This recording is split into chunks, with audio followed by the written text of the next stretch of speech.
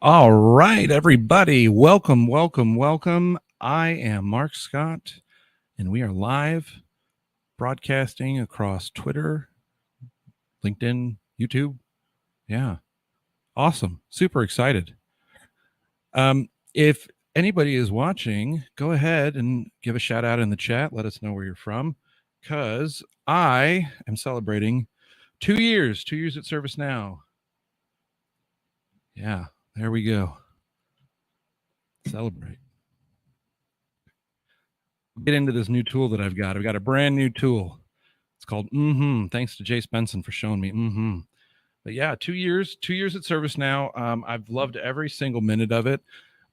It is a great place to work. I mean, I can't can't speak more highly of it.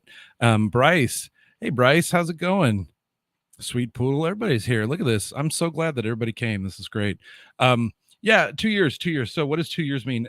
My dad actually, who was a software engineer, used to say that 5 years. You give 5 years at a company and then get out. Find another tool, do something else.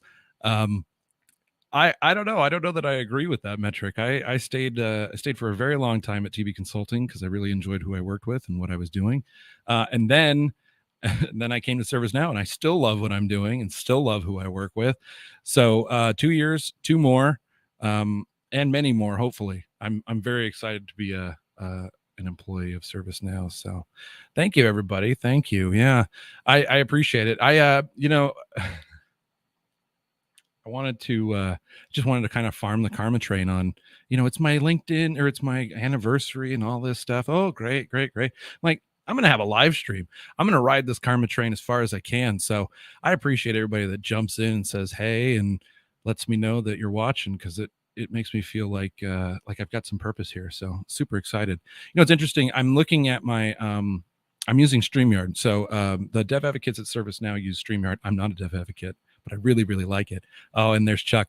Hey, Chuck. It's it's a great tool, but I've got one problem, because this is the first time I've seen this. What is that? Who is that?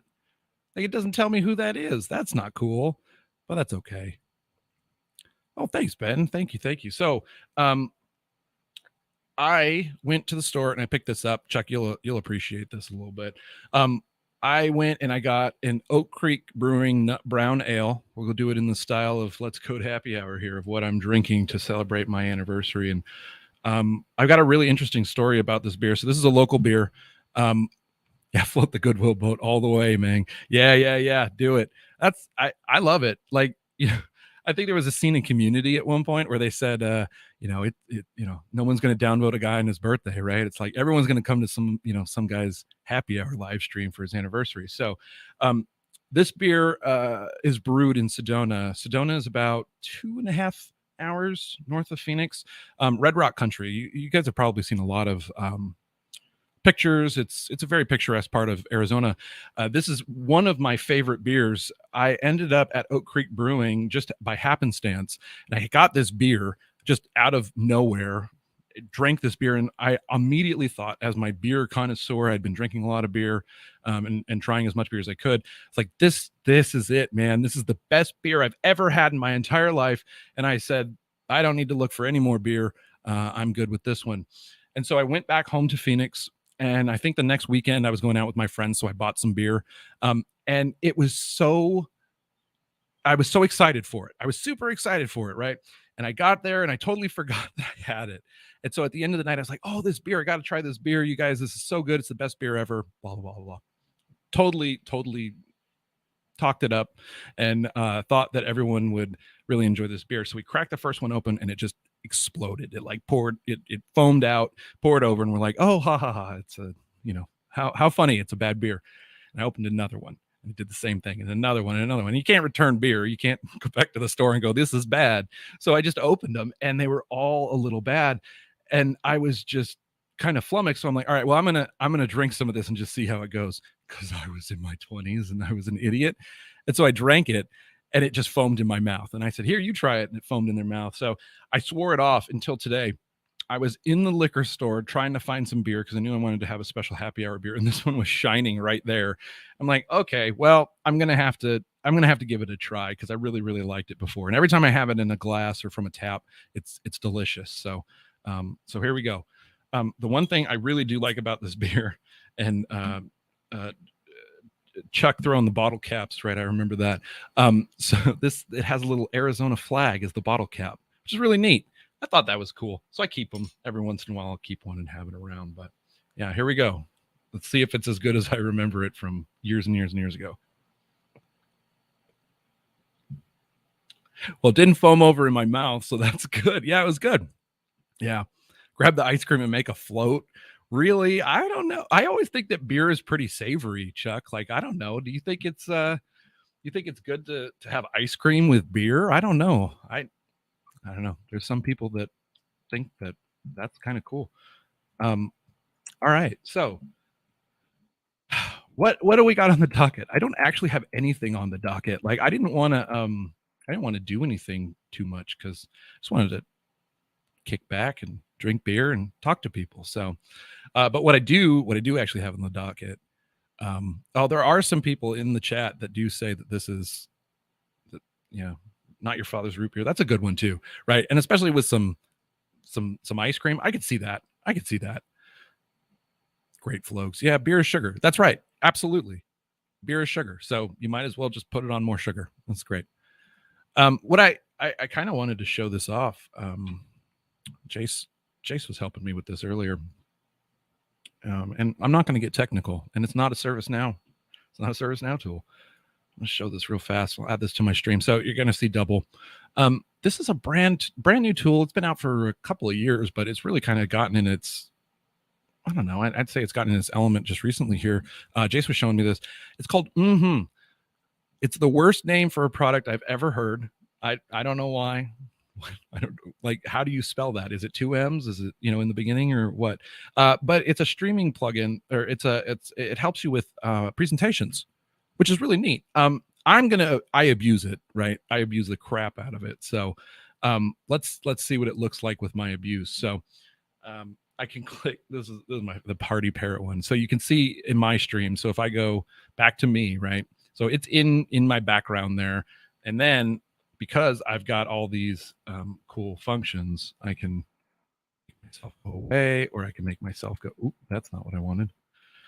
Make myself go smaller, control, and then put that in. I think that's pretty cool. So it's this cool little tool that has all of these little bits and bobs to help you with presentations, right? What it's actually meant for is like a replacement for it's a replacement for Photoshop, or not Photoshop, PowerPoint, right? So you put your slides in. That's what they literally call them, slides, right? And the reason that they do this, I can put a new slide in here. So we're going to do it with some text. Done.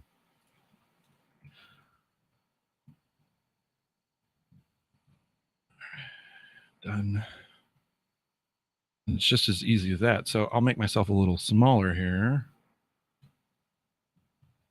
And you can see I put a little slide up there, which I think is neat, right? And then obviously, I mean, I need to be on that side. Oh no. Oh,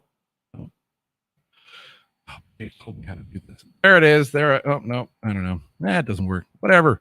I'll just go for all the slide. There we go. I don't know. It's cool. Yeah. So is it like OBS? Yeah, it's a little bit like OBS, Ben. It is an app that runs. I would say it's not a replacement for OBS because it doesn't have all the little bits and bobs for like RTSP and all the different streaming protocols that you might want. It basically makes a virtual camera on your desktop, right? With your desktop. And then you use that virtual camera inside of Zoom or whatever program you're using. So it's not a direct replacement, but it's a lot of fun. Like that's the thing. And so the other thing that you can, like, these rooms are already picked out for you. So we were messing around last night making a news show, right? So you can actually put yourself in this, if I put myself in this like seat and then moved the content over here, like it was an actual like full on like live news broadcast. So I was messing around last night with Jace. We were talking about this, and I thought that Jace needs to convert his news.jace.pro to just a YouTube channel where he does this. Like this would be hilarious. And it's just, live ServiceNow news, news.js.pro, live ServiceNow news on the hour. Like it just does a news report. I thought it would be funny.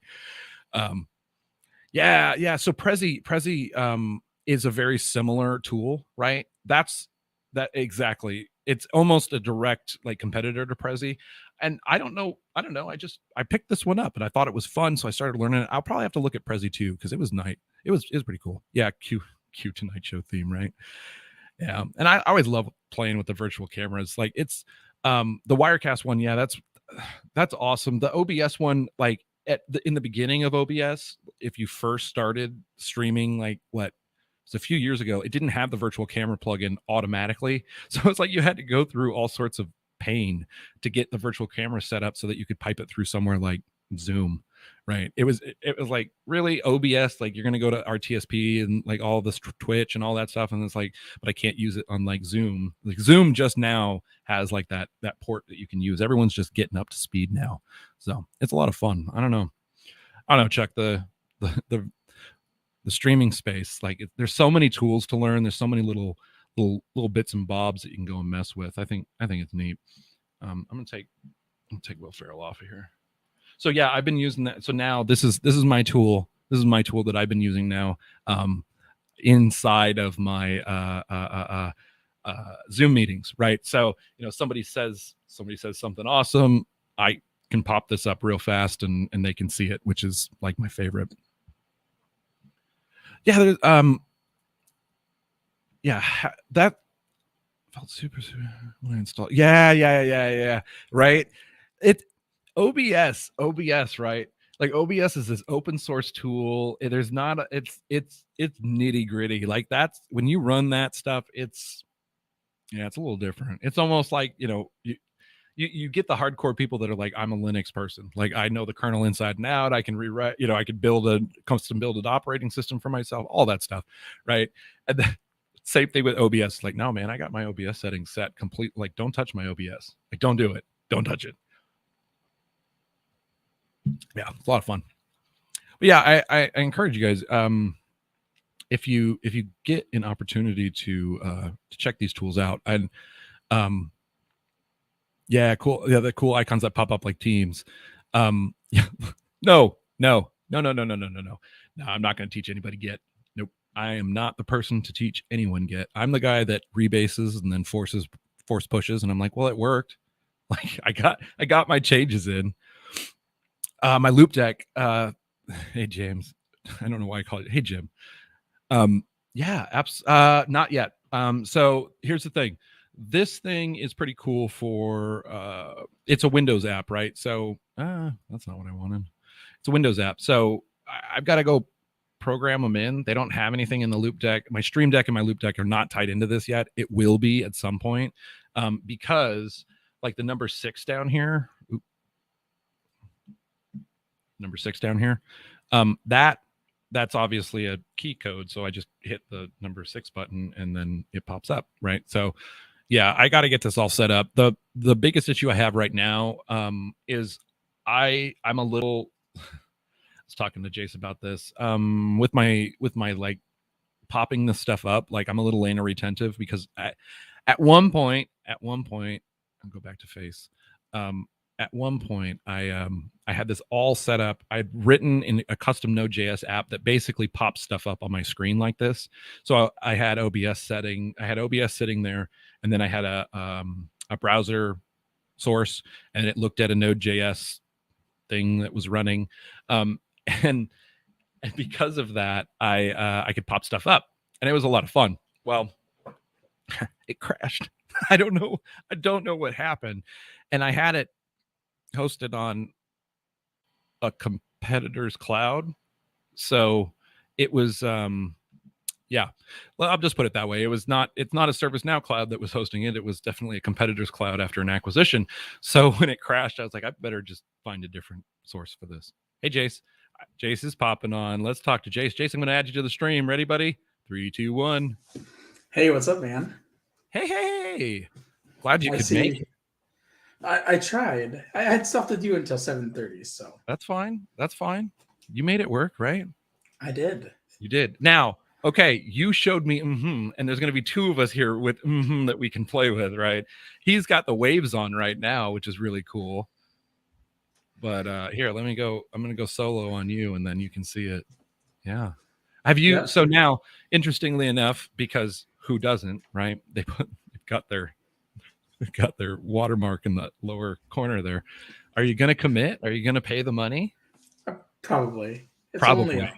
It's only like $100 a year. Like Yeah, it's not bad. It's not bad. Ben and says we you love were and s- hate and despair OBS at the same time. That's where Yeah. I'm at. I was tired of configuring it every single time, and because it was such a Totally bare agree, bones Dan. app, like I'd get it configured in one spot, and then it's like, well, good luck. Like you can't port profiles over from one computer to the next. So, it was terrible. You got fans, buddy. Kevin's on. People seem to like me. It's great. I like being liked. I appreciate the attention. Yeah, no, attention's good. I'm gonna You were saying I should make a newscast. I did make a small news clip at Did 5 you? minutes. Okay, now And I shared this like 2 hours ago with it. now, do you have it set up in your where you can play it? I mean, I have it on YouTube. Oh, okay. So if any, because I know a lot of people watch this stream, and of course the product team from is watching this. They're sponsoring tonight's stream. No, I'm just kidding. Like, nobody sponsors my stream. That'd be awesome. Wouldn't that be great? Like I was like, oh yeah, by the way, in the last 2 days, I got stream sponsorship. The big problem I have is you can't set, and I'll show you guys this because I really wish that this happened. Sorry, Kevin, I got to take you out of here. The new slide here, there's no YouTube option. Where is YouTube? I got Giphy here. Where's YouTube? Like, I mean, I could. It's your. I suppose I could throw it up on my screen. I have the video. The raw. Oh no, it's not like I was trying to get you to do that. Got it. Yeah. No. Let's do it. Come on, let's see it. Let me see. I mean, it's 5 minutes. I don't want to do 5 minutes. No, you don't have to. You don't have to do the whole thing. But I just want to show them that you can like play a video in like you're not sharing your screen here. This is your like camera angle. Yeah. Give me 1 second. I gotta. Yeah. Why don't I take it back? I'll vamp for a few minutes. You let me know. I just gotta open the project. I'm not sure which one it is. Is it Untitled 1 or Untitled? That's the question. See, you got to name it. Dev Advocates played around with a 5M news show about a year ago. Unfortunately, yeah, that's so. Yes, of course, 100%. Yes, I don't know why I took it off, Chuck. I'm talking about it. Yes, 100%. Like it is so hard to produce on like grab the news, collate it, digest it, and then regurgitate it out to somebody else on like once a week. Like that's hard. Like that is not easy to do. And especially with the stuff that you guys are putting together, right? Like I know I couldn't do it on my free time, right? I can't imagine that it would take a massive amount of resources, right? Think of all the creative, all the images, all the logos, all the little things that go into making a weekly show like that. Like no. I mean, I have a news aggregator where it literally collects the news. Mm-hmm. Oh wait, what's it called, Jace? I've never heard of this before. Andrew Obador gave me a challenge a while ago to make it forever ago, and it's called news.jace.pro. And I have like 130 different sources that I check all the time for that news stuff. Yeah, but I'm one of those sources, but I don't publish very often. I had this thing up. Hold on a second. Okay, all right, I'll go back. Here, I got it right here. Oh, wait. All right. I just got to import. We are definitely not TV producers. We're not stream producers. I don't even know what we're doing here. Here, I'm gonna go full. Oh, it's double me. We'll go shoulder. We're moving me over. It's the same shirt. Can you hear it? Nope, can't hear it. But it's oh man, I can't fast forward it. I love that it's like picture in picture of you. That it's in picture in picture. It's like Jayception here. What? No, you did not. I did. I did. Oh man. See. Yeah. I had a whole section. These are the things coming up. Yeah, live to tape. Crazy. Yeah, this is all the stuff coming up. Jace actually did it. So as a total joke, as a complete and utter 100% joke, Jace went ahead and made himself a news show. 100% joke. Nobody was See? serious. Nobody was serious. Oh, it happened. Serious or not, I don't know how to take a joke. No, you don't. You had Jace. How many websites, domains, or anything that you've like projects that you've started out as a complete joke? I mean, as a joke, Yeah, no, I not don't as know. a joke, but as like I just do a random have thought. I do have joke.jace.pro. I mean, I might have a problem. It's it's literally a joke website. You're telling me that not only do you start websites on a whim, but you have a literal joke website that you started on a whim. Like this. Well, here was the thing. I wanted to test out an API like a static site generator, and I thought, you know what, I really would like a joke API just to hit. And all the joke APIs stunk. Oh no, they're terrible. Yeah. Well, So no, they're then not I bad. There's a lot of so people. then I There's a lot looked of homegrown stuff out there, but good luck finding right. it. So I found 3 good ones on GitHub, and I just kind of made them one. Yeah. Kevin has a good point. And It's been around for a while. I remember when you had that. We were talking. That was like years ago. Yeah. I mean, it looks terrible, but it works great. It works. It has an API. If you want to test something and you don't want the API never to die, like there's no database. It's just flat files. But because it uses Netlify, I can just say, hey, I have a Lambda function, and it acts as REST API. Yeah. My you know what I'm realizing now is the problem with is I leave it on. I just leave like this Will Ferrell gif in the background running, and I just forget it's there. It becomes part of the clutter. I'm like, oh, okay, that's fine. And then I know what's going to happen is I'm going to go back for like, you know, a few weeks and find a Zoom recording where I've got some stupid gif playing and it's some important thing, that's some crazy video that I should. Yeah, there you go. Look, I have that. Look, okay, so now let's talk about this for just a second. I wish I should have put that image. No, keep that image there, right? Can you squeeze yourself down? Oh yeah, I can make it. I mean, you know I can. I just I know you can. That's when I'm not asking. Sorry, I'm not trying to float in the air. I just don't know how to operate my computer. Yeah. So you guys understand like the joke here? I want to make sure that people get this one. Like, so there's 2 people on the stream right now. There's like I thought it was funny that I called it office hours the first time, and I was like, "What am I, a professor or something?" Like I thought I was so funny. Like, am I some professor? So I went out, I bought pipe and all sorts of stuff, so I can make this joke, just so I can go, as a professor. That's it. That's the only reason I took $20 out of my family's mouth and bought a $7 pipe and a $20 like lab coat. It made no sense. I don't know why I did it. I'm just weird. Jace dropped, like he just dropped video. Somebody must have come in and like interrupted him. But again, this is great because if there's 2 people, at least I can vamp for him. He didn't commit to vamping for me, but I can vamp for him. There he is. Hey, Jace. Sorry about that. I had to disappear for a second. You look like you're in a giant newsroom now. I know. I was shown a video of somebody who was really small in a chair. Yeah. Phil was showing me a video. Yeah. I don't get the show, but it was funny. So now I'm like, I'll just make myself a little smaller than I should be. Yeah. Man, I'm telling you, like it's just funny. Yeah. See, and okay, so if you guys haven't seen a lot of StreamYard, Jace can actually control this too, right? This is the cool part, is like Jace can throw comments on, he can talk about, like he can change the layout. Like I love this. This. Yeah, and then you can share my like I gave you the screen to share, but you can share my own screen, which is neat. I'm sorry, I did not even make to share your screen. I was pressing buttons because I could. Jim, are you kidding me? You have a corncob pipe that you chew on? Like really? Like when we're in meetings and you have your video off, you're just like, because I would pay money to see that. Oh, it's awesome. Or this might also be an early access beta of LinkedIn streaming. It is. You don't get invites. You just have to go through for LinkedIn streaming. You actually have to go through one of their approved partners. And ironically enough, after I figured out that StreamYard was awesome, and not after, but during, StreamYard's like, yeah, we support LinkedIn. I was like, oh, that's cool. Like, no idea, no clue. Yeah. I'll share it next week.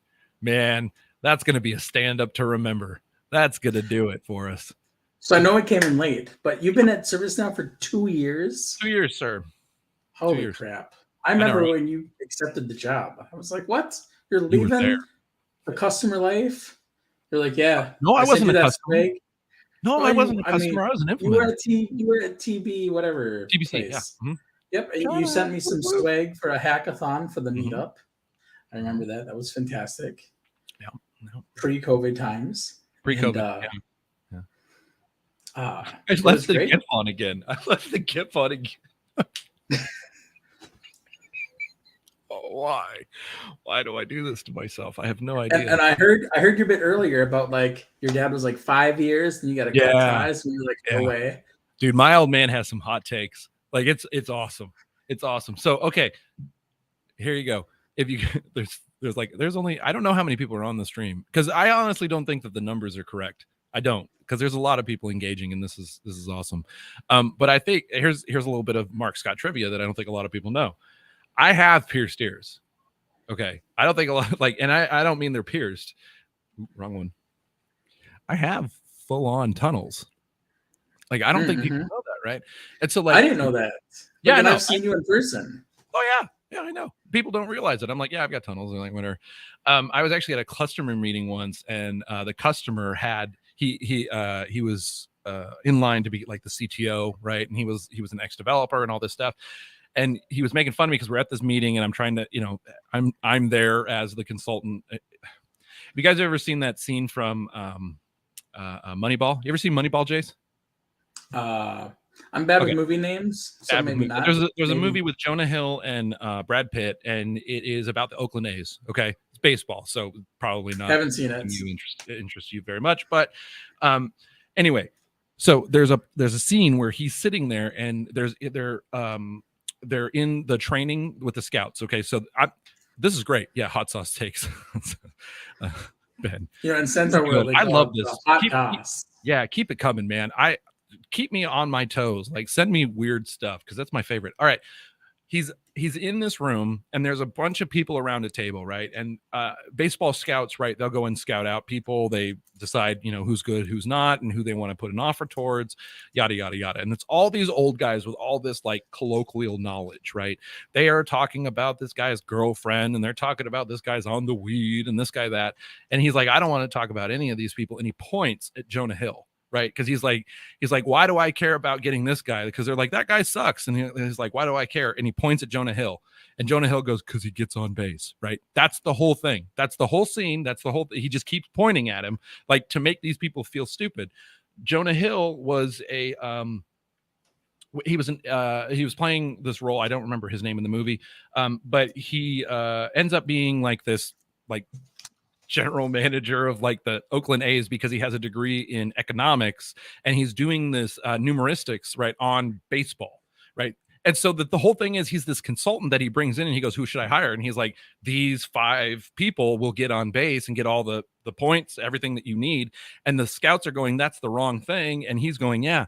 Back to what that means to being a consultant, I always felt like there were times I would sit in those rooms, right? And my whole job was, when someone pointed at me and said, what do you think? I had to come up with my hot take, right? And say, this is what I mean, or this is what we should do, or this is, who we should hire, or who we should, keep around. It is the quintessential, and I love this, that people are agreeing with me. Moneyball is the consulting prereq.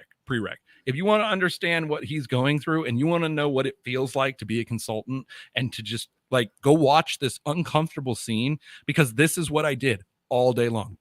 But with the movies, man, yeah, Big Short, same thing, same idea, right? I'm wrong, everyone's wrong, fine, I'll go get my own money, I'll go invest it somewhere else. So yeah, that's my favorite consulting movie. I'm like, if you want to be a consultant, go watch that movie. And if it doesn't make you squeamish, if you look at that scene and go, what's wrong? Like, why does he feel that way? I don't get it. You're a perfect consultant. If you look at that movie and go, ooh, I don't know that I could sit in that room and sit in the hot seat and just be pointed at and told to speak, it's like, consulting might not be for you.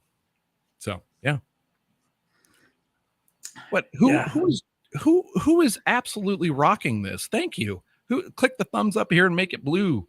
Yes, thank you. An idea about the audience? Yeah. I want engagement, like analytics. Did you know that LinkedIn automatically captions your show? I did. I did. I And did. it's I did phenomenal, not isn't know it? that. Isn't that amazing? Like LinkedIn Stream I is couldn't actually figure out how to pretty do the top notch. chat on the StreamYard, so I opened up LinkedIn because I'm like, Yeah. I'll just pop in and watch the show in a delay. Uh-huh. How is it? It looks good. Yeah, I mean, I look great. So do you. You- You look okay. There you go. There's Jace. He's looking good. He loves it. Mm-hmm, that's right. Mm-hmm. So okay. So back to hot takes, right? So my dad had a hot take. My dad's hot take was 5 years. Sorry, I gotta Right. put it back on it. He said 5 So years. you got 3 years. What are you going to do big in Oh, I got ServiceNow? two. So I got 3 more left to go, right? No. That's what I mean. You got 3 My left. manager follows me on LinkedIn. If he's one, Raja is not. I'm not gonna quit. Don't worry about it. It's cool. It's awesome, right? Like I love working here. It's like working for a startup without the risk of working for a startup, right? Like for me, that's the way I look at this. Is it's so oh man, I almost said it's so dynamic. I almost said that. It's not. It's so fast paced where everything kind of changes. It's like, hey, we're going to change direction, we're going to change speed. It's like we're going to do this. I mean, where on earth will I be able to come in after like how long was I there before we were like, let's just rewrite all of Now Learning? And so in 2 years, 1 year has been taken for just rewriting Now Learning, right? We started from the ground up on a brand new Now Learning product. So I don't know where else you can just go, yeah, we're going to rewrite it. Yeah, I mean, when you work at a software company, though, right, the problems you're going to solve are software problems. I mean, there's obviously ways to solve that without software. Oh, absolutely. But that's why I like, well, so, and those of you that don't know, I actually work on the Now Learning team, like literally on the Now Learning team. The Now Learning team is kind of split in half. Jim, who's in the chat every once in a while and is asking me all these very specific questions because I almost talk to him on a daily basis, is he leads the business side with some of our he leads some of our products and all of that. I'm on the other side. I'm on the IT side. So the fun thing for me is when I say, hey, I'm at ServiceNow, I'm actually implementing ServiceNow at ServiceNow. I'm like, ooh, that's fun. Like that, to me, that's fun. And there's so many people that are really interested on, like, hey, how do we rebuild?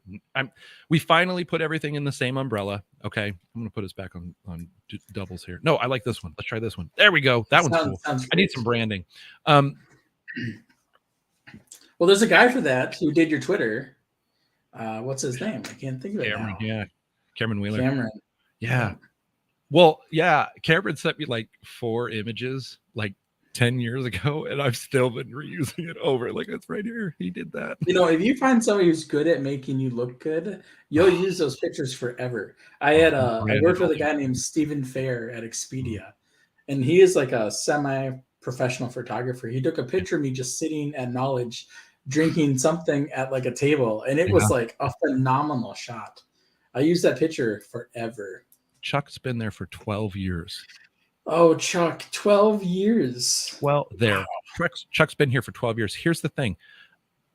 I found one other person that has been there longer, and he works on our team. His name is Mark Guy. He has been here for 14 years. There's a picture of him and Fred Luddy and like 5 other people at like some event or something. I'm like, wow, that's cool. That's cool. And then in my social anxiety, like weirdness, we're in a meeting. It's a vendor meeting, right? Mark Guy's there. I'm like, oh, he just posted this on LinkedIn. So everyone's talking about how long they've been there. Mark Guy didn't say I didn't know he had been there I didn't know how long he had been with ServiceNow. I've worked with him for 2 years. Had no idea. On this meeting, I go, oh yeah, and Mark Guy is celebrating his 14th year at ServiceNow. I'm like, oh, I didn't know. I don't know if he wanted people, like, he put it on LinkedIn, so I was like, it's probably good. But I'm like, ooh, probably shouldn't have said that. Like, oops. Yeah. That is a long time. That's great though. I mean, there's a lot of problems to solve, and I'm sure the problems that you work on are super interesting.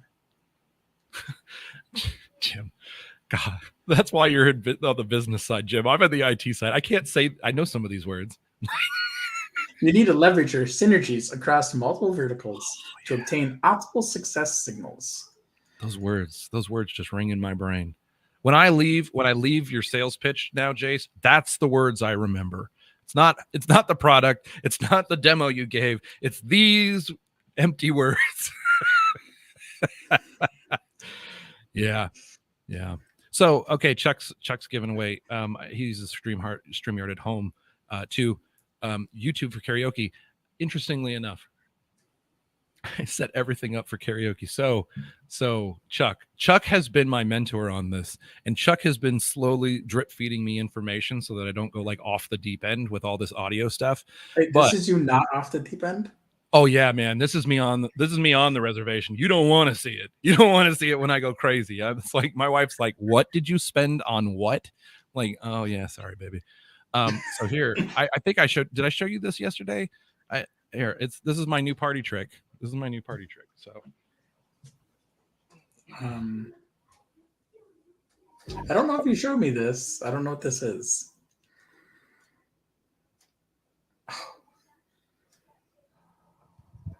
that was the wrong input. Oh, there you go. Hello, everybody. So this is what Chuck taught me. This sounds different. And why does this sound different? Any idea? I mean, it doesn't have one of those fluffy things on the front of it. It's not in a fixed location. Huh? Yeah. Nope, none of it. Doesn't matter. Doesn't matter at all. Chuck taught me this. When you're singing karaoke, when you want it to sound like you're singing, right? You don't sing karaoke in an open room, right? You sing it in like a larger area. So I actually have an effects pedal now that is plugged into here that is putting a little bit of reverb and just a tiny bit of echo into it, just so it can sound just right. Just so it's got that like announcer bit to it. Like, you know what I mean? Like it sounds just a little baseball, like welcome to the stadium, everyone, right? Like that's it. That's the deep end, man. That's where Chuck is feeding me this stuff. It's like when you learn the draw like a little bit better. Number 68, Mark Guy, number 68. Yeah. Chuck just looked it up, I'm sure. Wow. Yeah. Isn't that awesome? I feel karaoke. Yeah, I feel karaoke. Like it just feels homier, right? Roomier or something, because I literally have this thing set on so the reason I didn't pay any money for the effects processor, okay, $0. I actually had it from a previous, like I used to play guitar a lot. I loved playing guitar. It was my favorite. It's a slippery slope, says Chuck. And at one point I was playing guitar so much. Like a beautiful slope, though. Yeah, it's a beautiful slope. I was playing guitar so much I failed my college calculus 1 class. So instead of continuing on with my questionable career choice in music, I decided to knuckle down and join IT. So my love, my passion, my I don't know, my driving force, I guess, is to get back up on stage with a microphone, and be the center of attention. I mean, we got to get some room sound. Yeah. No, I've got it. It's 93 degrees today outside. I've got a little AC unit that's running back here. I'm surprised. I'm hoping it suppressed all that noise, but we'll see. I don't hear any of it. That's good. That's awesome. In both microphones, you don't hear it.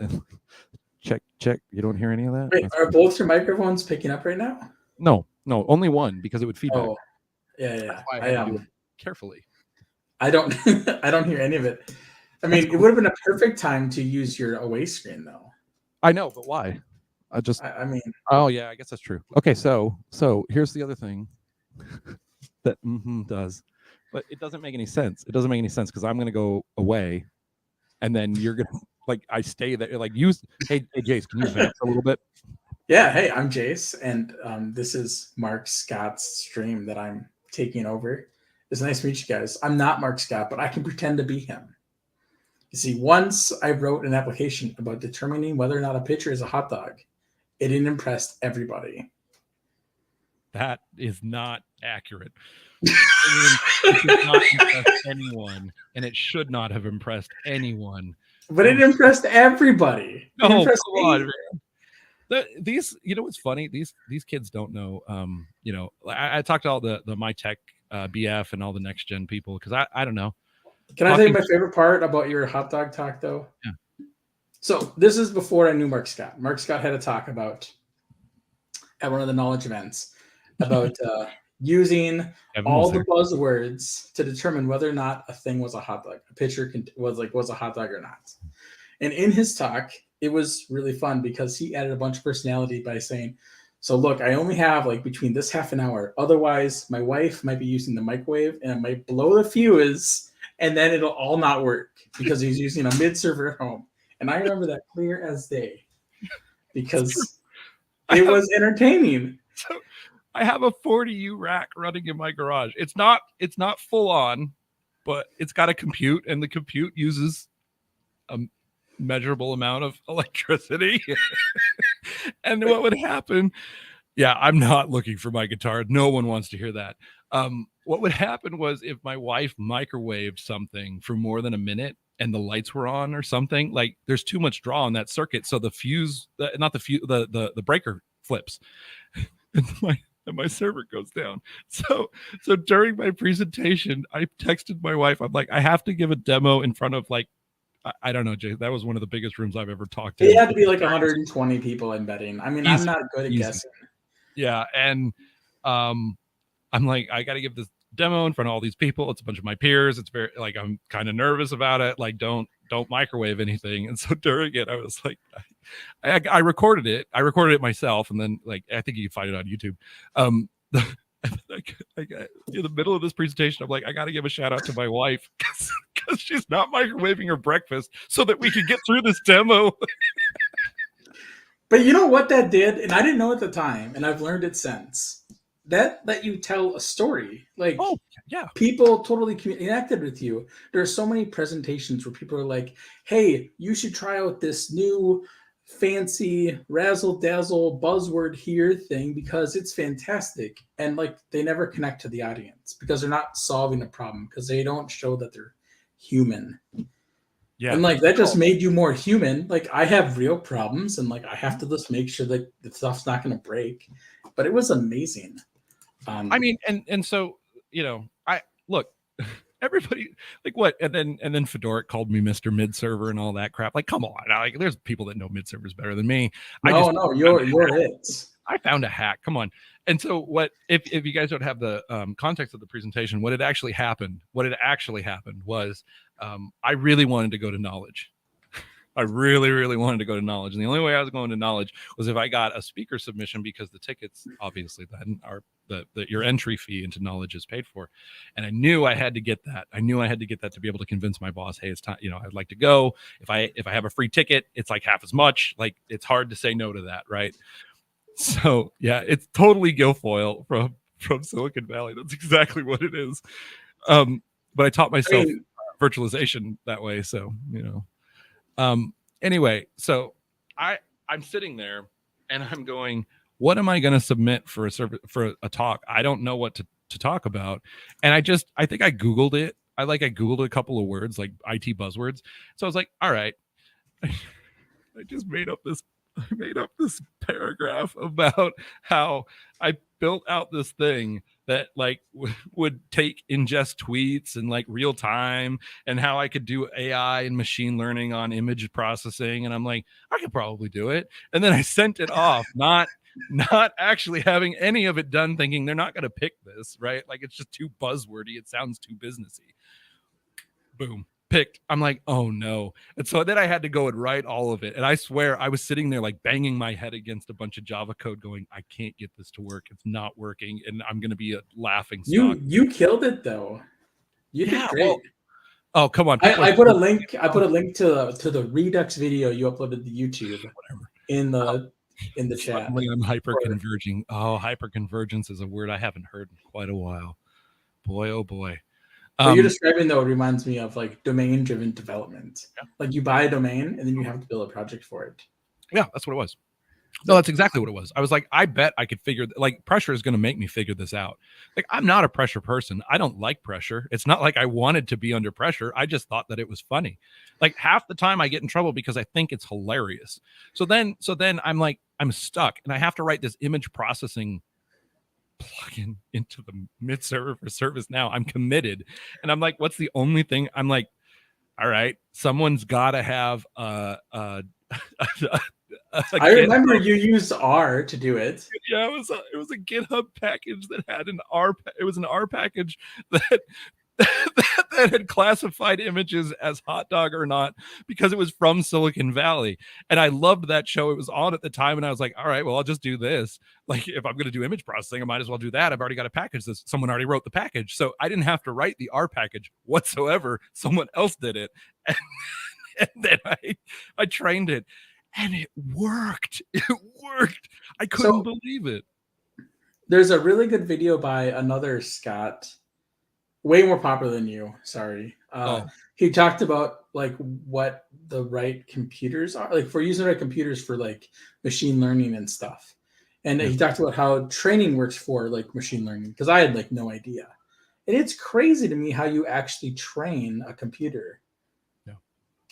Yeah, right. You're saying no, but I'm sorry. I was saying no to Ben's comment. Heck, a boss. I'm like, no, I'm not.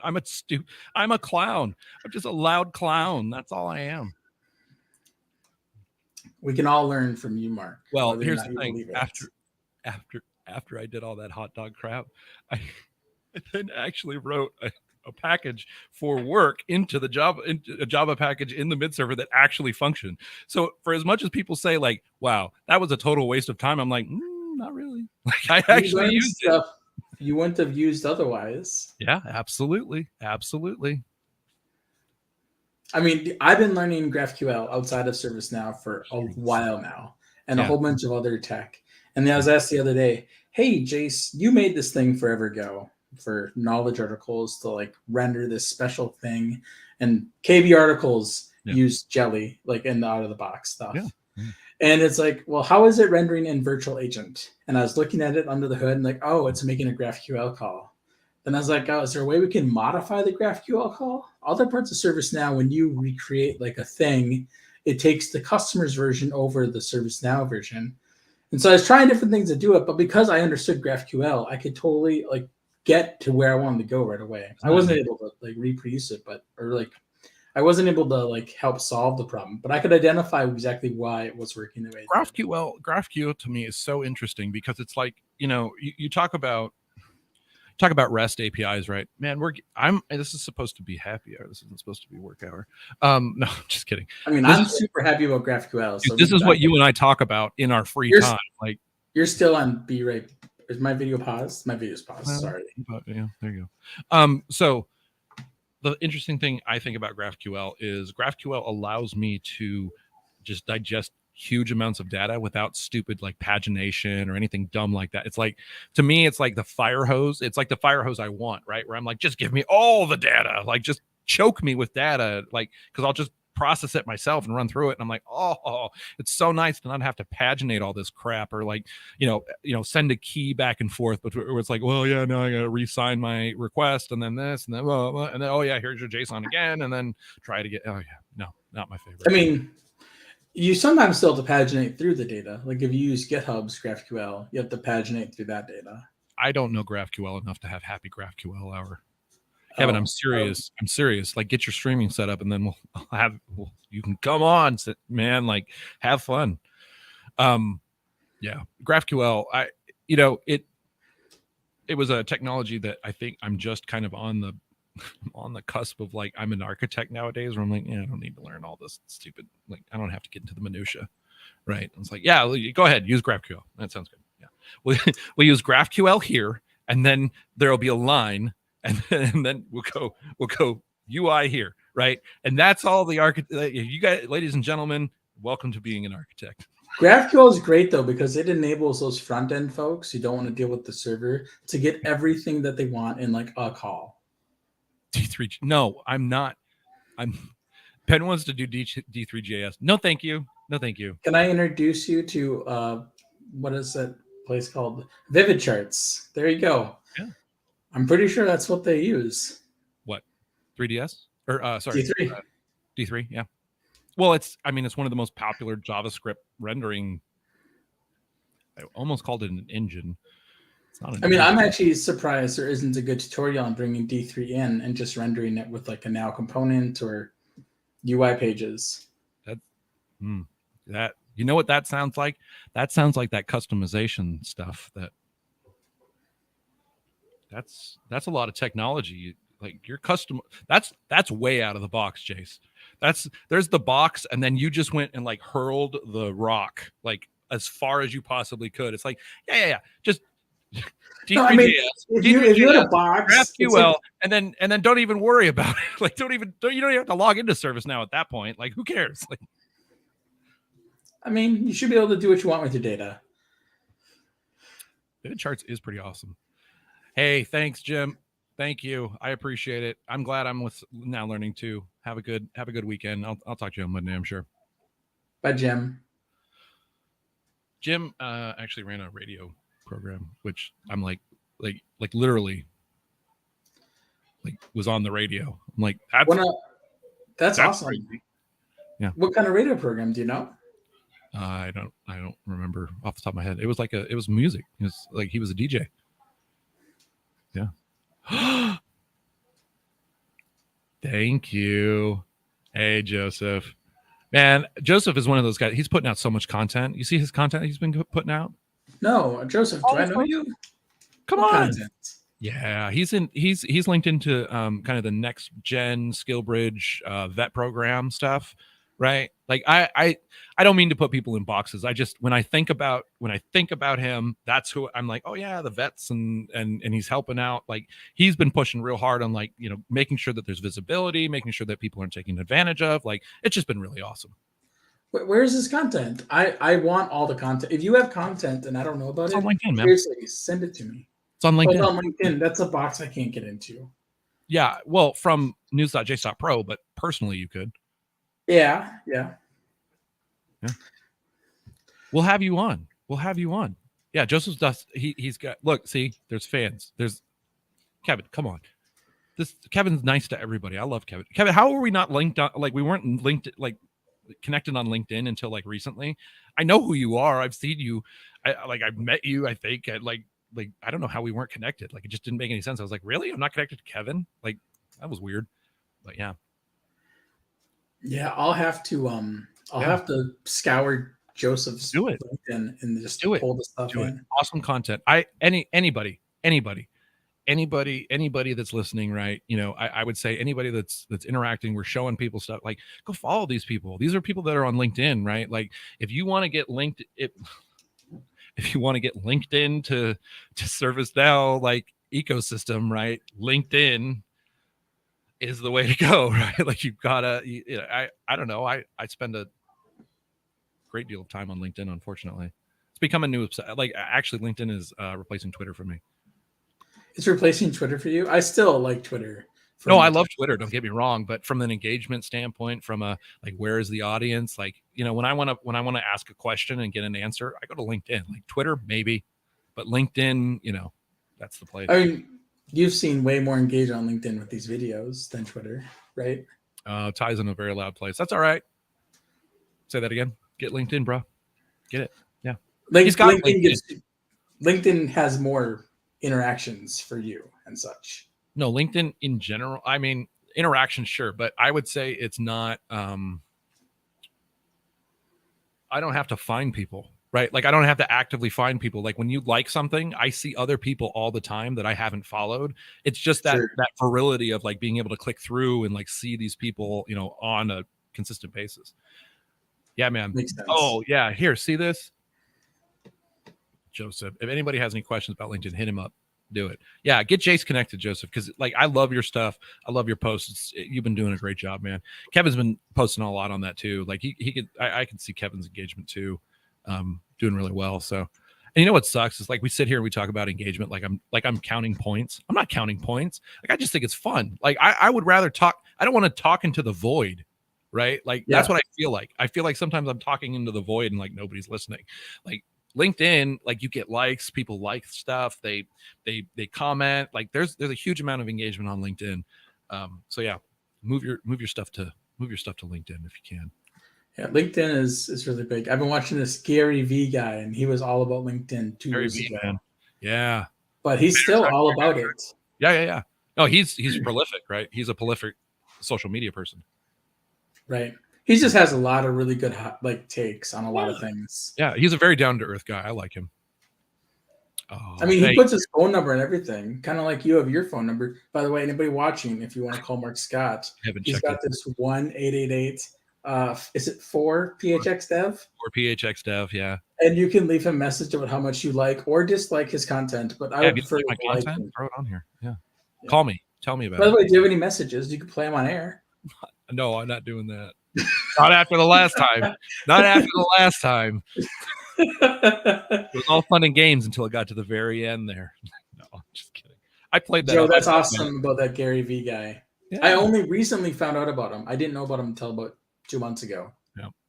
No, Garyvee's got a lot of content, man. Like, go watch it. Like, and he's awesome. Like, he's got a lot of weird, like, I don't know, if you take his content and understand what he's doing a lot of times, like, you will learn lessons from him that, like, just don't, like, if you just muted it and just understood, like, the dude, like, he picks up his phone, right? Like, he's this prolific content creator, and he's just like earbuds on his phone. He's like, hey man, I'm in the airport, I'm wearing shorts, like, whatever. Like, I had this thought about and he records a quick video and just plops it up there, right?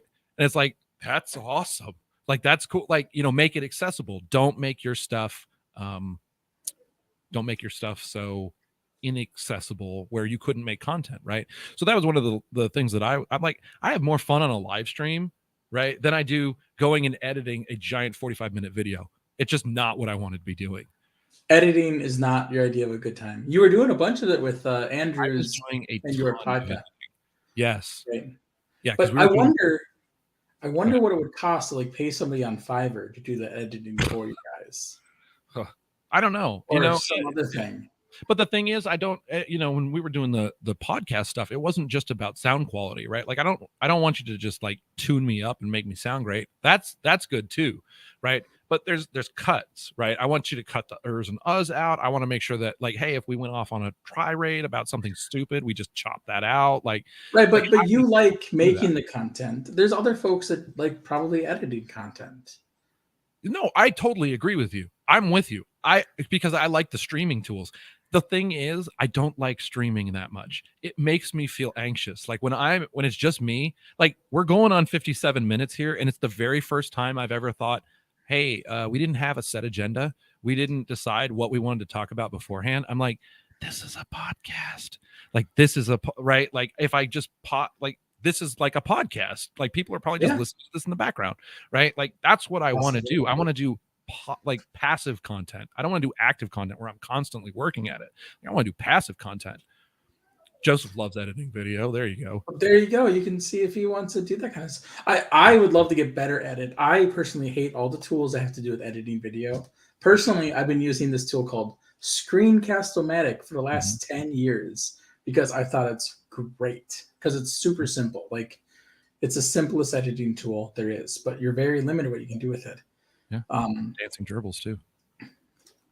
Yeah. Welcome to the world of teaching virtually. I know it's God. I mean, so if anything comes out of this, first of all, so hot take. Every time I do a hot take, I just need to go into, like, professor pose, or, like, you should ever show it.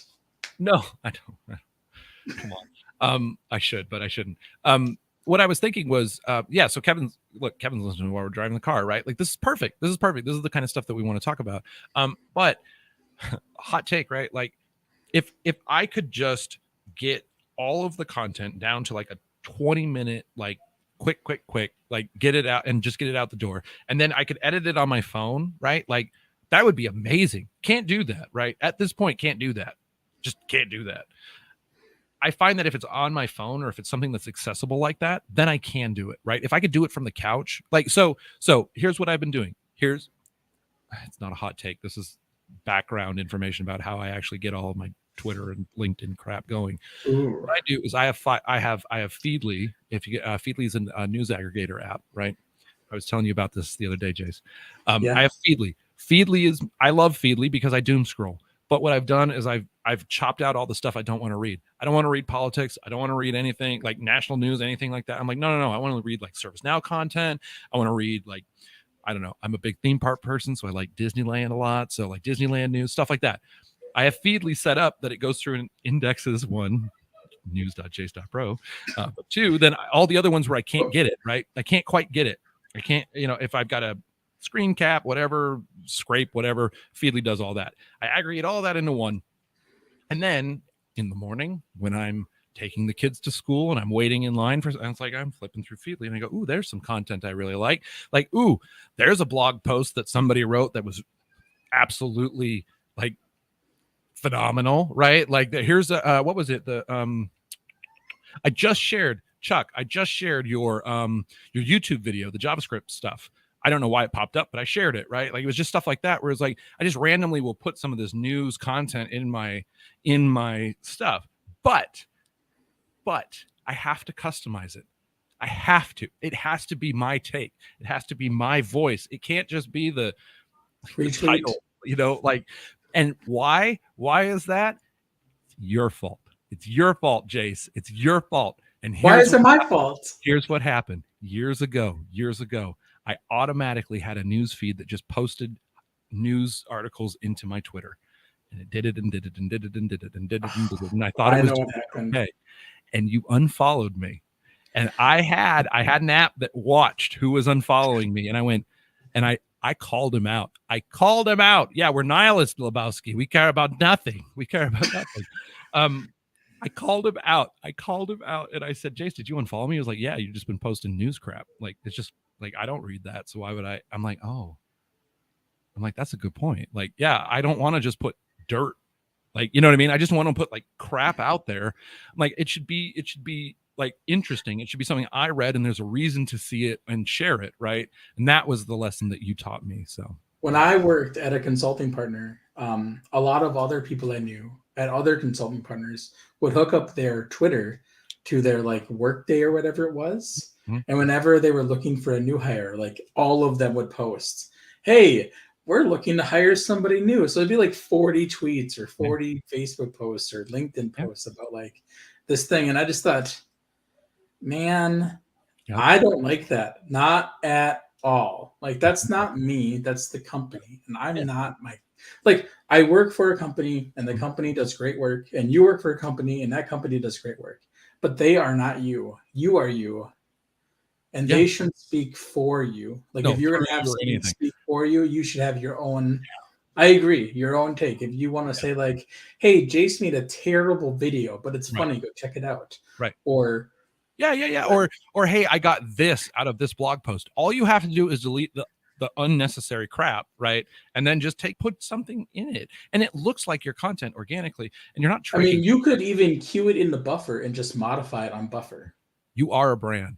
You like each person, everyone that's listening right now is their own brand. You have to do this kind of stuff. Like it will help you in the ecosystem. Like if you want, you're talking about people that want to like one up, plus one their income. Make sure like it's like go do this stuff. Like go put this stuff out there because then when you turn around and say I want a job, they're like, oh yeah, I know who you are. Like I've seen your stuff, right? And it's like, yeah, you can command that salary. So do it. Absolutely. Get yours. Push yourself, promote yourself. No one's going to be mad at you. Take over hashtags. Nobody cares, right? Like nobody's going to be mad. That's what you do. So yeah, that's awesome. Ooh, curation as a service. Yeah. And then known as your brand. Yep.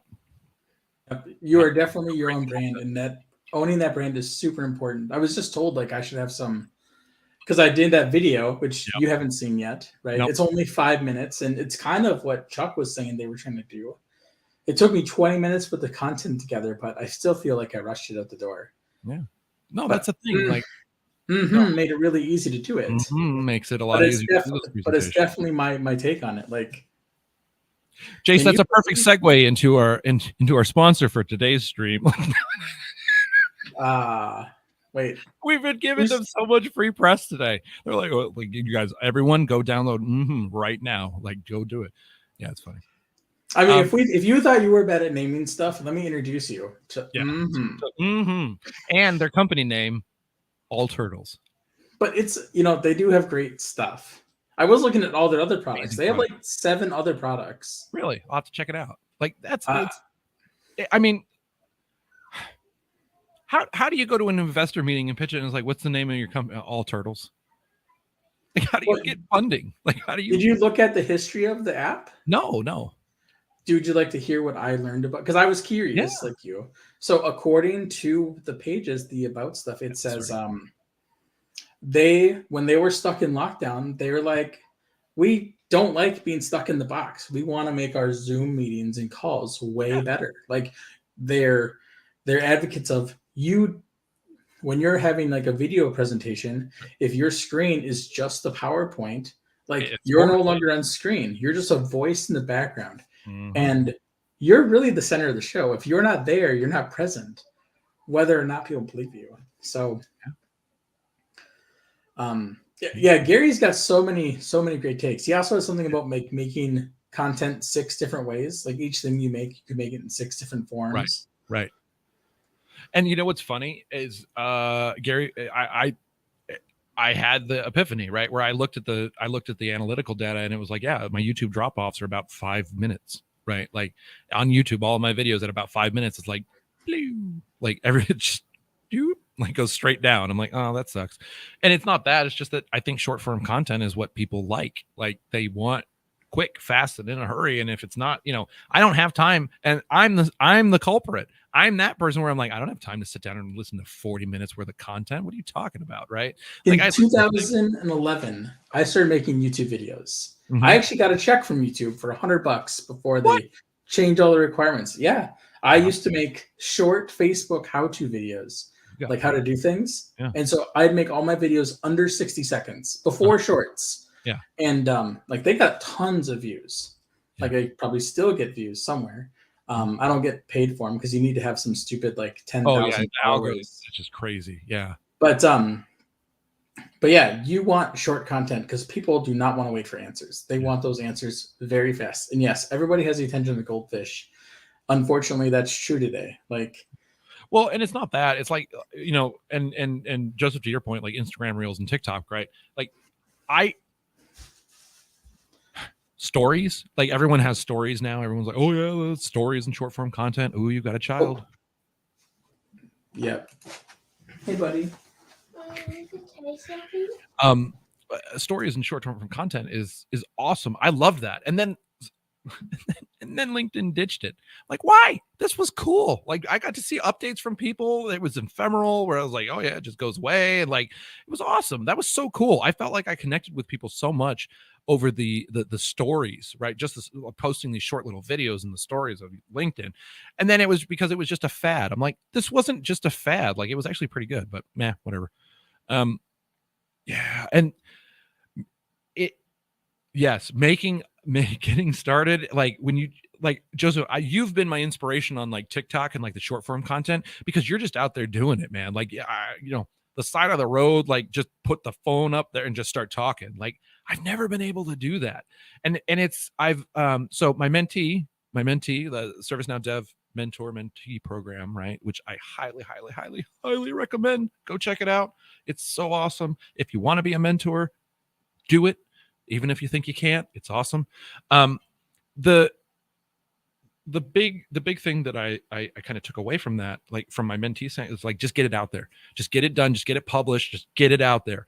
And she actually pushed me to get this stream published, right? I published it live with her, like, because she was like, we got to do that. Let's go do that. And so what ended up happening, right, is I kept saying like, oh, the thumbnail's not good. Oh, this isn't good. Oh, I don't like that, this way or that way. And what about my branding and this GIF crap that I'm doing? I'm like, no, just get it out there. Just get it out there. You're back. I'm back. All right. So let me ask, is it better tight or wide? I don't know. I think the tight is like I think the tight's better. Okay. Well, I tell you what, here's what we'll do. I like wide with the group, and then I'll go tight on you when you're talking, and then I'll go tight on me when I'm talking. No, we're gonna go group then. Yeah. So Joseph, I meandered a little bit there. I was trying to help her with the imposter syndrome, and I realized that's me. I'm a perfectionist for the imposter syndrome. It has to be perfect. Like, it's got to be right. And I'll sit there and nitpick and this and that, and maybe this and that and that and that. my work life, I'm the expert, right? When I'm like in imposter syndrome, I have to be the expert. I have to know exactly what I'm talking about before I open my mouth because it makes me a little intimidated. Like, what if I'm wrong? Like for streaming, I'm the perfectionist where I'm like, I'm going to tweak this and move this. And I'm like, oh God.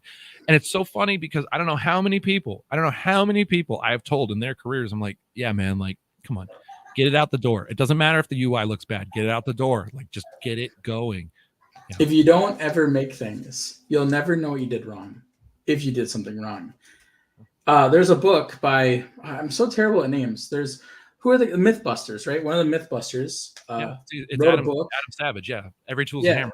Every tool's a hammer. And in there, he talks about how there was somewhere in the book, there's a talk of a study of like a group of people, Savage Industries. there's a talk about how there's just two groups of people, and one group was like, yeah, you don't have to turn anything. You just got to do it at the end of the project. And the other group's like, you have to turn something in every single day.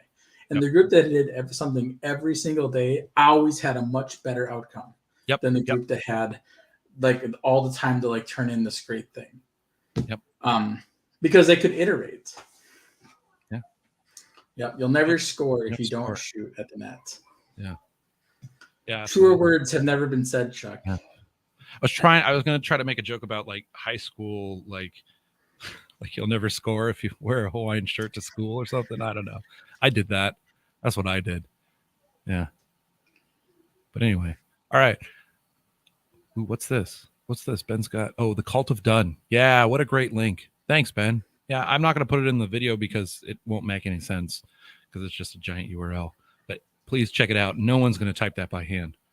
But just Google the Cult of Done. Yeah, if you're watching this later, like go and look at the like chat comments because Cult of Done is really good. I like that one. Yeah, and okay, so let's stop and pause for just a second because no truer words have ever been taught or have ever been said, right? Chuck has taught me a lot about content. Like, so I think, Chuck's listening. It is so cool that to look at, I went, when I was in the beginning, I was like, I got to do what Chuck's doing. What is Chuck doing? Like, how do I do that? I got to do that myself. Like, how is Chuck doing it? And I was like, don't do that. Like, understand what Chuck's doing, right? Understand how he's putting out content and the podcast and what he's doing, and then ask him for help. And then do it yourself. No, I'm just kidding. No, it's I always kind of model, what is Chuck doing? Like how is he putting out content? What's the kind of stuff that he's putting out? And then I'd go to Let's Code Happy Hour and really like enjoy myself, right? It was like, this is fun. This is a lot of fun. Like, how do I do this? And here we are. So yeah. Making content, man. It's an itch I have. It is an itch. You know, it's funny. The other day you pinged me on Discord and you didn't ping you. So we have a group chat on Discord that it's just a private group chat that a couple of us are in.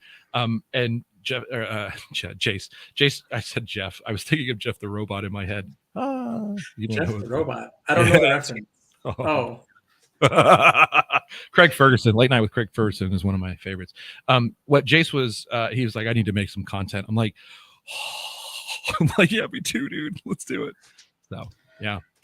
I mean, I'm always about making content, but it's hard. I really prefer, I think, writing content down, like the written word, as opposed to video content. Well, I mean, we're literally laying content down as we speak right here. So, I know. This is a passive process. So I don't know. I think it's fun. Like, it's just fun to, and then you don't know when to stop. We're on an hour, 13 minutes, and we have not had a pause in the conversation. Right. I'm like, how the hell do we do that? Like, how do I plan for this? Like, I can't plan for this. This is fun. Right. Do you have a content matrix? What is that, Joe? I don't know what that is. I don't know. I've never when you say content matrix, I think of I have a note. Hold on. I'm not going to pull it up. I take tons of notes. Mm-hmm. I don't have like a content matrix of things, but I have this little table that says like, hey, for the how-tos and like, I'm going to find it. Yeah, that was here. I had a lot of fun, Kevin. Thank you so much. Mario Party with the family sounds like a much better time. Please enjoy. But yeah, here's, better you than me. Yep. that's where I'm at. I'm like, Jason's already doing a news aggregator and making all of his notes with his blog posts and stuff. I'm like, I don't need to do that. No, that's seriously. I was like, what kind of content do I want to make? Like, I had like this like crossroads moment, right? Where I'm like, what kind of content do I want to make? And I went and looked, and I was like, Chuck's making awesome technical content. Earl has just come on and is making awesome content. There's. So I came across this site that talks about tutorials, how-to guides, references, explanations, and like how those things all break down, and you can write different types of content over those things. So like if you have tutorials that you want, or if you want things oriented to like learning, you want tutorials. You want things orientated to a goal, you want how-to guides. If you want things orientated to information, you want references. You want orientated stuff for understanding, you want to explain that stuff out. If you must allow a newcomer to get started, like you need to have that through a tutorial. Like you can do different things, but a tutorial is like a way to do that. That's great. Yeah. So like I have a table like that, but I don't think that's what Joe, I think, was asking about a content matrix. But I want to know what it was. Yeah. Okay. Let's go to a real question here. Let's go to an actual question. Does that sound good? This is sure. So what do you do when a customer doesn't want to participate in workshops but still wants the best outcome on the platform? Reset expectations. Ooh, those are good words. I like that. Yeah, reset expectations. Like it's like that's like I'm a big guy. If I went to you, Mr. Jane, and I said, "Hey, I want to lose 200 pounds," and then you're like, "All right, Jace, but we're gonna start you. You're gonna do these different eating behaviors. You got to get up in the morning, go for a workout, and all these things." And I'm like, nah, I don't want to do that stuff. Just make it happen. Right. Here's tons of money. Like, what are you gonna do? Replace the grocery stores around me? Shut down McDonald's? Like, obviously, I'm not gonna get that same outcome. Yeah, I would say I'm not willing to participate. Yeah, no. Here's what I would say: a workshop is. I would find their motivation, right? Because it could be that they're intimidated by the workshops, right? Like a workshop is one of those things where you go in and you expect that there's going to be a lot of different people there watching you do what you're doing, right?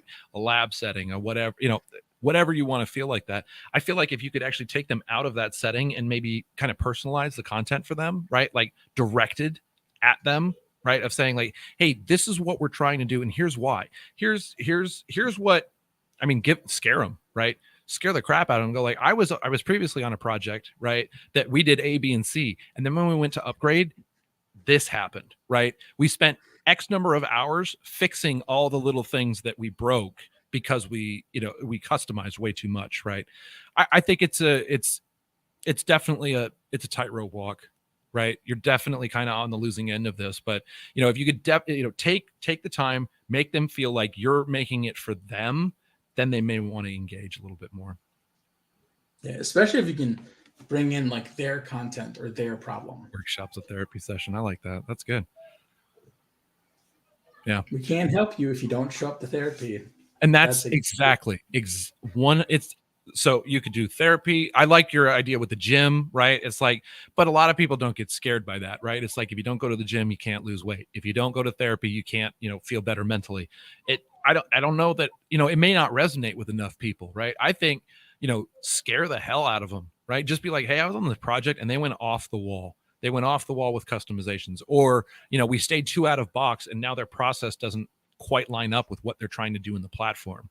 You know what I'm saying? Like show them the dark side, and then that proves your worth, right? Of like, hey, I'm trying to prevent this. I know that it can happen, right? I know that this isn't best practice. I'll do it for you all day long if that's what you want me to do, but I'm going to let you know here's the problems with that. So yeah. Let's see, what else have we got? There we go. Yeah, that was definitely a hot take. Yeah. And yeah, there are extreme solutions, but yes, make sure it's real, right? It's not just and the sky fell and everyone died, right? It's like, that can't be it. Like, it's got to be, and we helped them, we fixed it, it was awesome. Like, it was a mistake that we all kind of recognized and then moved away from, right? Pitch it, right? Turn it around on them, use the speak, and just try to get them on your corner. That's the best way I can give it to you. Be their friend, right? Be their friend. That's the idea. It's like, don't be their parent, be their friend. Don't tell them that they need it. Show them that they need it. So yeah, something is better than nothing. Yeah, absolutely. Yeah. Yeah. Just getting to the gym. Like that's an improvement over not going. Yeah. Yep. And I've been there. I've been in those shoes. I've been a consultant. I've tried to talk people out of it. And at some point in your career, you may just need to say, they made this choice, right? This is what the customer wants. And unless I'm going to make my customer angry, I just need to push through and just do it. Right. Sometimes that's what you got to do. And sometimes you just got to fire customers. Sometimes they'll just not get the hint, right? Like it happens where you're just like, hey, this isn't a good fit for either one of us. Let's move on. So I don't know. That's extreme. Don't do that. Don't fire your customer, but it is extreme. I've never been in the role to fire or hire anybody. So, well, yeah. No, I meant I don't know, customer or person. Well, so here's a story. A mentor of mine was the president and CEO of the company that I had worked for a long time, TP Consulting. We had a Christmas party every year. And what would happen is, as we were kind of drinking and having fun and like hanging out, he'd meander over while we were all talking, and he'd go, all right, which client? Right. And it was like, hey, what's the client that's causing you problems? What's the one that we need to get rid of this year? Right. What's the one that we just need to take care of, get them to the end, and then just cap it off? And yeah, it happened. Not there. It was a few times where we were like, it's got to be this one. But very often than not, it was like, no, we can recover that relationship. So yeah. Go get it, Bill Murray. Yeah, I love it. Real talk. Sometimes you have to be the ghost of Christmas future. It's true. Yeah, you figure out it's very quick. It's very quick. You know if someone's got the consultant chops or not very quickly. Yeah. Oh man. People have been asking me to get back into consulting. I don't think I want to go back ever. So here's should we go in tight? Sure. Let's go in tight. All right. So lean in. Yeah. It's time for another story. So for anyone, early in career looking at this, one of the things that I found out, like I loved consulting. I would have stayed a consultant for a long time, but I had a realization during my career as a consultant where I said, hey, look, I've got all these projects lined up on my list of things that I've done, right? My LinkedIn, whatever, but none of them actually went more than like a year, right? Like it looks like I just jumped from one to one to one to one, but I was a consultant, so everybody kind of understands. And what I realized was I never got the experience of having a long-term project brought through to fruition, right? Like all the way through maintenance mode, through continuing everything. Like I just didn't have that skill set at the time. And I'm like, ooh, that's something I probably want to shore up, right? Like in my resume, when you look at your resume and you go, oh, I've got a skills gap, right? I've got a gap somewhere where I've got to go fill that in. Like I had that realization. And then I went to ServiceNow and said, and now I've been on Now Learning for 2 years, right? So I get to put the check mark on that one. So yeah. Put the check mark and also put the ServiceNow check mark down. Yeah. Well, I mean, that was a little bit more than I had anticipated. I didn't think I'd be jumping onto ServiceNow that quickly, but yeah, offer I can't refuse. So again, another one here. How do I plan my journey to be part of your team at ServiceNow? I have been trying to get through the solution consultant, but somehow I don't have that confidence that I am ready. What is the guru mantra to be ServiceNow ready? Well, the mantra at ServiceNow, anybody? It's hungry and humble, right?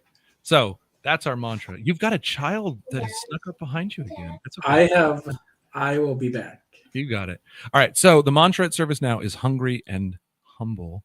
And really, I mean, here's what it's going to take. The problem with becoming a solution consultant or a consultant in general, I think you have to have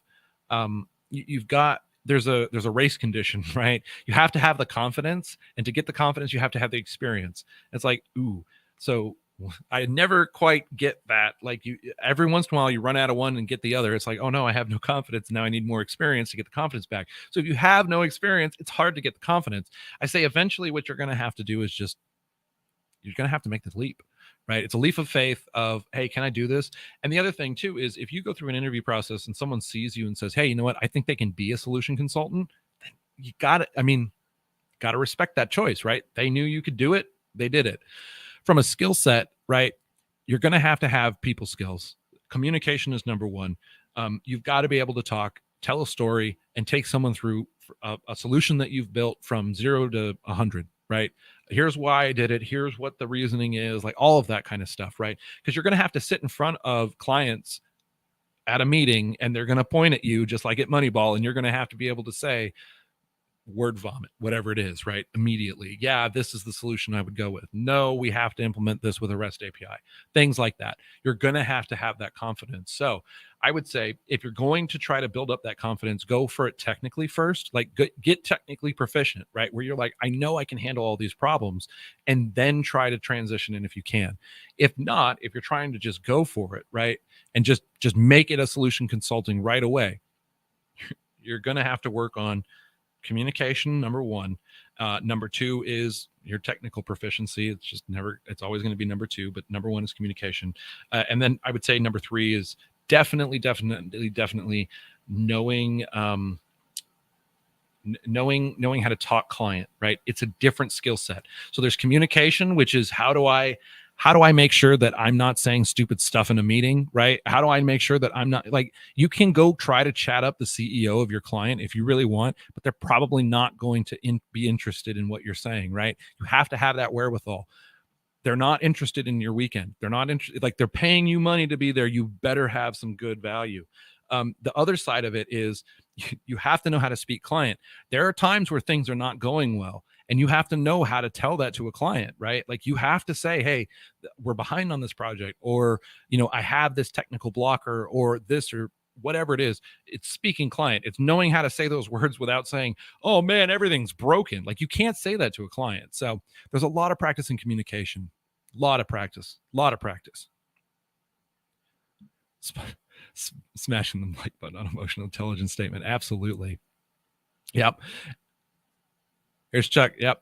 Built on dumb luck. Exactly. I'm the same way. I didn't anticipate any of this stuff. It is 100% just, oops, I got there. I just happened to get in there. I happened to start consulting. I had a couple of friends that wanted to get back to consulting. So yeah, it's there's those are the three skill sets I would say. So communication, number one, of just in general, technical proficiency, and number two, and then when you get the job, you're going to really have to learn how to speak client. And I say this a lot. It's a gut feeling of this emotional intelligence and understanding, right? That I say this to people, and I say I can put them in front of a client. It's, to me, that's like this, I don't know, it's like this third eye, right? Like, they have this weird, like, I know that they're not going to say anything that is going to disparage what we're doing here, or I know that they're not going to promise something to somebody that they didn't mean to. It's a whole skill set. It's an entire skill set, but it is so much fun. So much fun. Yeah, speak client. I like that. There you go. And then to Chuck's point here, network, right? There are a ton of people. Now, look, ServiceNow is a great place to work. I love working at ServiceNow, but there are so many places that you can go that aren't necessarily ServiceNow, right?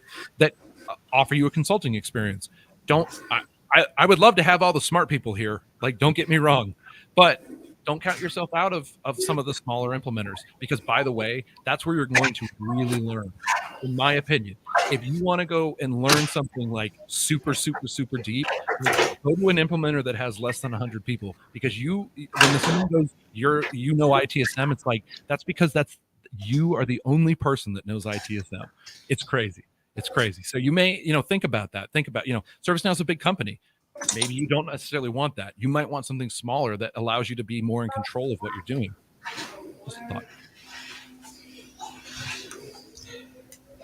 All right. Jason, I gotta go. I'm heading out. See you later. Yeah, I think I'm going to shut this down as well. It's been an hour and a half. Nice to meet you, Joe. I sent you a message on LinkedIn.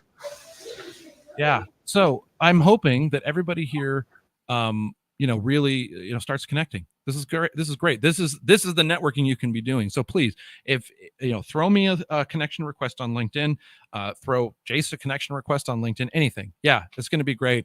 By the way, going to keep doing these streams. Had a lot of fun. This was absolute fun. Like 100%. It was just us talking. I love this. If you want to come on the stream, because I'm going to try to do it once a week. So that's 52 a year, right? Ping me on LinkedIn, ping me on Twitter. Let me know if you'd like to come on, and I'll have you as a guest, just like Jason. We can have a conversation. Don't be nervous about it. It's all just a conversation. Oh yeah, just no. It's just a conversation. It's we can do things like ServiceNow interview questions, right? We've been around a lot where we could do things like that. Career advice, hot takes, whatever you want. Come on in. I've been telling Jace, it's the #1 ServiceNow call-in show because it's the only ServiceNow call-in show, I think. Hey now, don't sell yourself short. It is the #1 call-in show. No, I've called it once. I think. Sometimes, right? Yeah, I don't know, but this is it. Like, I'd like to take questions live. Love to have this. Joseph, come on, absolutely. Please. I have a feature request for Chuck. If Chuck is still watching, he has to make an integration for his karaoke to call your call-in show and leave voice messages of a song. No, come on, that's ridiculous. I mean, it might be fun. Ben, anytime. Come on in, man. I'm dropping down. But let's close it out. Hour and a half. I don't know how I'm going to edit any of this. Like, if it's an hour and a half worth of video, that's crazy. But Jace, thank you so much for coming on. Anything you want to plug real fast before you leave? News.jace.pro. If you have content and it's not there, I would love to plug it in. Eventually I want to open it up so folks can manage their own content there and see like click-through rates and view stuff, but it's not using any platform, so it's not a big deal. It's not good. There will be no possibilities here. This is going to be the ServiceNow screw around hour. So yeah. Awesome. I hope everybody had fun. I know I did. I'm going to close it out real fast. Jace, thanks for joining us. Everybody in the chat, thank you so much for your questions. This was amazing. I hope somebody learned something. I hope somebody got something from it. And if you didn't, I'm going to cut it up and put it on YouTube, and then maybe you'll get it that way too. So anyway, thank you so much for having us. Thanks again to Jace, and we'll see you guys later. Thank you so much. Bye-bye.